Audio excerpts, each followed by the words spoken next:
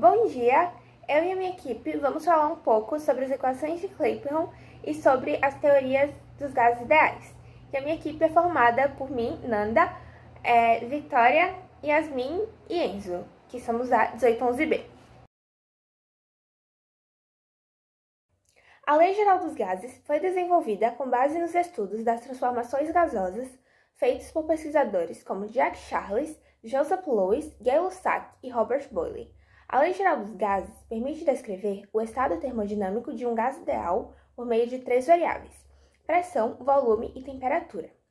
De acordo com essa lei, o produto entre pressão e volume dividido pela temperatura absoluta do gás, em Kelvin, é sempre constante para os quaisquer que sejam os processos sofridos pelo gás.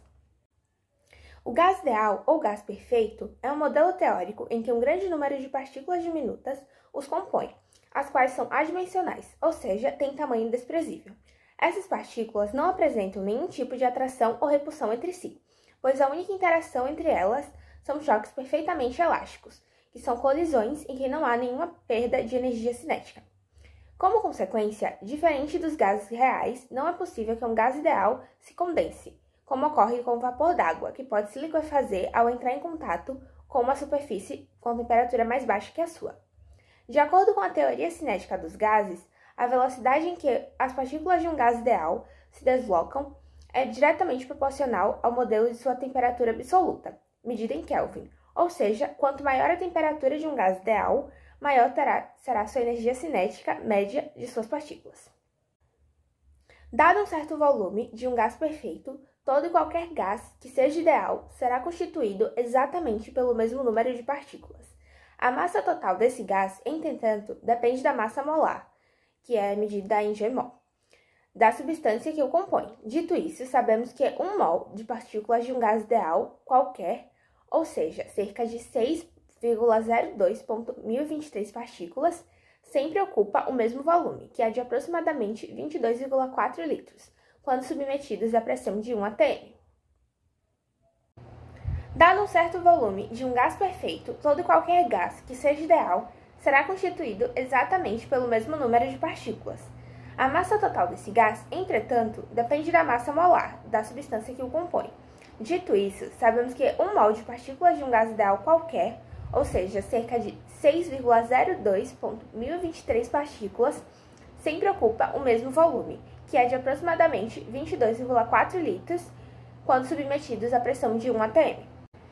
Os gases reais, em que há ocorrência de colisões inelásticas entre partículas, aproximam-se muito do comportamento dos gases ideais, em regimes de baixas pressões e altas temperaturas. Por coincidência, nas condições normais de pressão e temperatura da Terra, 25 graus Celsius e 1 atm, a maior parte dos gases comporta-se como gases ideais, e isso facilita o cálculo de previsões acerca do comportamento termodinâmico deles. Além disso, contribui para o entendimento das transformações gasosas, da Lei Geral dos Gases, da equação de Clapeyron, bem como das leis da termodinâmica.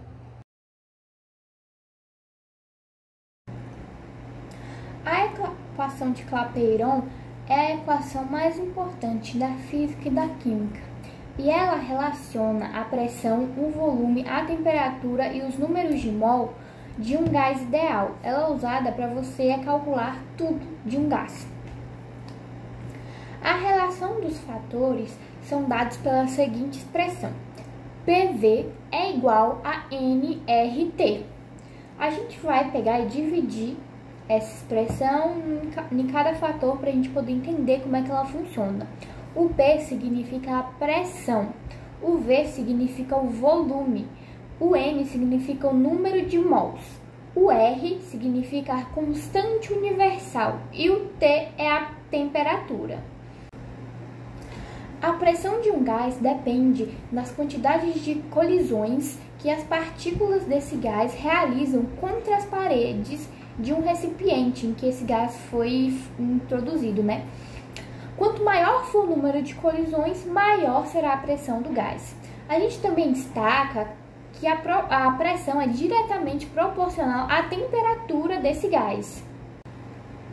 A pressão constante de um gás ideal acontece quando esse gás ocorre uma modificação no estado termodinâmico, porém a pressão é mantida constante.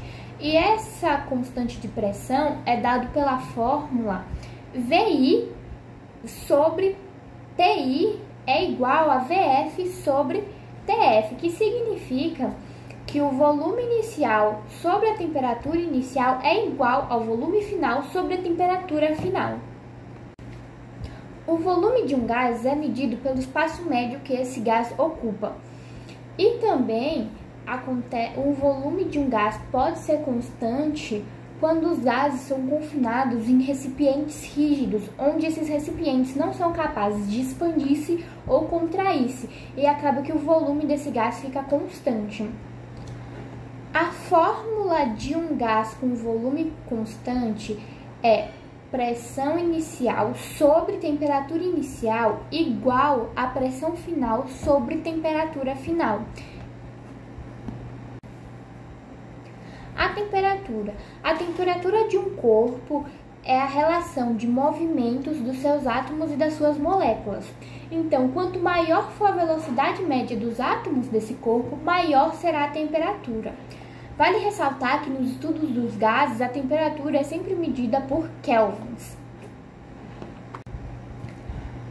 A temperatura de um gás é constante quando a pressão pelo volume do gás também permanece constante. Então, a pressão inicial e o volume inicial são iguais à pressão final e o volume final, em um gás onde a temperatura é constante. O número de mols mede a quantidade de partículas em certa porção da matéria. A equação do número de mols é determinada por número de mols é igual a massa em gramas sobre a massa molar, que é em gramas de mol.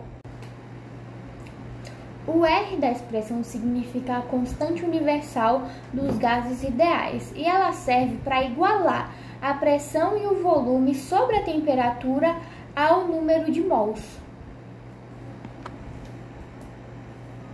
Isso acontece porque a fórmula da constante universal é 0,082 atm vezes litro sobre mol vezes Kelvin.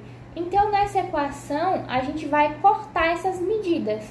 O atm será cortado, o litro será cortado do volume, o atm da pressão, o mol do número de mols e o Kelvin da temperatura. E aí as equações irão se igualar, né? O número da pressão vezes o volume dividido pela temperatura será igual ao número de mols de um gás. A aplicação da equação de Clapeyron envolve o uso da equação para resolver problemas de pressão, volume e temperatura em um sistema e uma substância na fase gasosa. Isso pode ser utilizado em vários contextos, como analisar processos termodinâmicos, projetar sistemas de refrigeração ou compressores e até mesmo entender melhor a vaporização dos líquidos. Por exemplo, utilizando a equação de Clapeyron, podemos calcular a pressão que a substância gasosa exerce em um determinado volume e temperatura. Analisando a equação de Clapeyron, é possível perceber que a pressão exercida pelos gases ideais é diretamente proporcional à temperatura e também ao número de mols. Além disso, a pressão é inversamente proporcional ao volume ocupado pelo gás. Para resolver a equação de Clapeyron, primeiro é necessário determinar o valor de N, que é a quantidade de substância em mols, e o R, constante universal dos gases, e T, temperatura absoluta. Depois disso, basta substituir os valores na equação. No final, você terá um valor para a pressão exercida pela substância gasosa no volume específico. É importante lembrar que a equação de Clapeyron só pode ser utilizada para um sistema de um gás ideal. E onde podemos aplicar a equação de Clapeyron? Primeiro, determinação de propriedades dos gases. Permite calcular pressão, volume, temperatura ou quantidade de substâncias em processos envolvendo gases ideais. Segundo, previsão de comportamento em transformações gasosas. Aplicável em transformações isotérmicas, isobáricas, isocólicas e adiabáricas, para prever como variáveis se relacionam. Terceiro, cálculos em processos industriais. utilizada no dimensionamento de reatores, sistema de ventilação, compressão e armazenamento de gases. Quarto, meteorologia e estudos atmosféricos. Serve para modelar o comportamento de massas de ar e prever variações de pressão e temperatura. Quinto, engenharia e termodinâmica. Fundamental no estudo de ciclos termodinâmicos, por exemplo, ciclo de Carnot e Henke, e em sistemas de refrigeração. Sexto, determinação de massas molares. Em experimentos laboratoriais, permite encontrar a massa molar de um gás desconhecido. Agora eu vou explicar um exercício.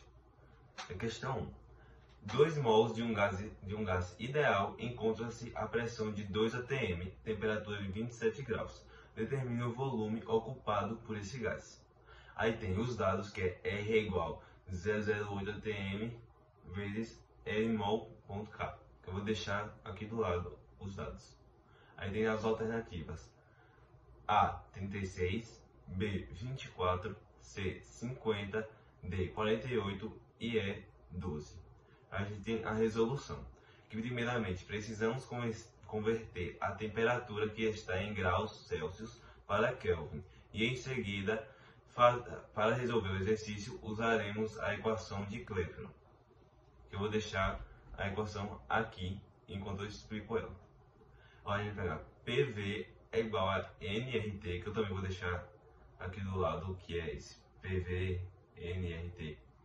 Aí vai ficar 2 vezes V é igual a 2 ponto, que é o vezes 0,08 vezes 27 mais 23, que vai dar o volume igual a 48 dividido por 2, que dá o que? 24.